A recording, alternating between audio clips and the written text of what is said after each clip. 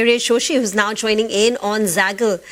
Very, very disappointing, Mayuresh and Zagle. I don't know if you've had a look at the stock and the numbers. Stock closed at 160, below the IPO price. All-time high level was 591, which means a 70% drop from its record levels. And the complaint that we got from, market experts we spoke to yesterday is that the company, in a way, should have guided or communicated that this is going to be a weak quarter. Acquisition costs will weigh on the company's profitability. It came as a bit of a surprise.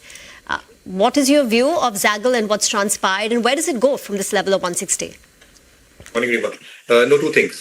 One, I think in terms of what the market expectations were and what the delivery was as far as earnings was concerned, it was not at all anticipated. And the markets, as we all know, do not like surprises, and therefore the reaction that you've probably seen on the stock.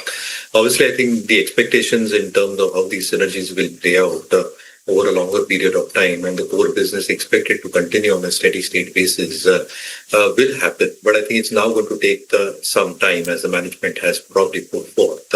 And therefore the markets will now reset the expectations that they probably got. The expectations largely were runaway growth that is expected to happen over the next few quarters, which clearly gets muted down to a large extent, exit 27. And therefore, I think how the company performs, specifically in the second half, when it probably comes to all these facts and figures put together, is going to be extremely critical. However, I think in terms of the reaction, our own sense is that it might go through a very, very long phase of consolidation. Right. Hi, Mayuresh. Good to see you, Ben. Mayuresh, what do you make of Manipal? The issue price was a little south of 600 rupees. There were question marks with regard to the kind of money that they were looking to raise, the demand out there as well, and the grey market premium wasn't too much. But post-listing, in fact, the stock has done quite well, and now there is some inorganic growth.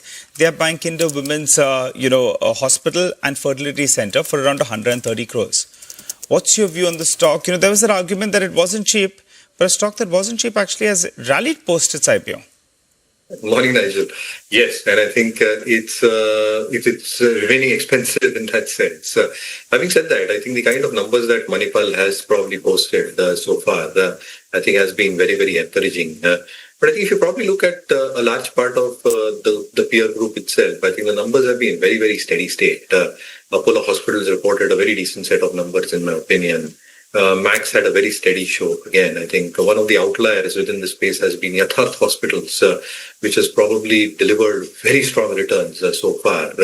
And therefore, for Manipal in particular that you ask, I think the expectations in terms of the matured hospitals actually doing well, and the growth that they're probably embedding into in terms of core parameters over the next few quarters, I think it's a very calibrated growth that they're probably penciling in. And therefore, I think numbers should hold up. However, I think the strong underpinning that remains as a key risk factor for the sector is going to be the new norms that the government has probably put through in terms of caps. How does that play out in terms of the entire revenue growth? I think there have been a lot of pro and con arguments against how that white paper has probably circulated and how does it aid hospital profitability going forward if it is implemented in the way that it is envisaged right now. I think that might have a say in terms of forward-looking numbers as well. So I think decent set so far, the entire hospital pack has delivered. But the underpinning and the biggest risk factor is going to be if the white paper is implemented, there is a risk in terms of the upsides, in terms of profitability. In a bit from now, Mayuresh, we had a hospitals town hall yesterday, and we had all the top hospital companies with us. Sorry, do we have it? Okay, I think we have it. So right on cue, Mayuresh, right? I mean, at the hospital's sort of town hall yesterday, we had the 4 top hospital companies. We had Max, we had Fortis, we had Narayana Health, we also had Jupiter.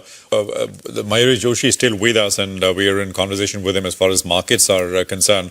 Mayuresh, we got the hospital's view from you. If you want to add anything post that conversation, some of the sound bites from the hospital CEOs, do add if you want to.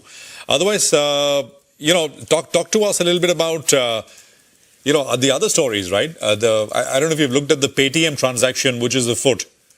The Chinese entity is going to be completely out of Paytm post the block.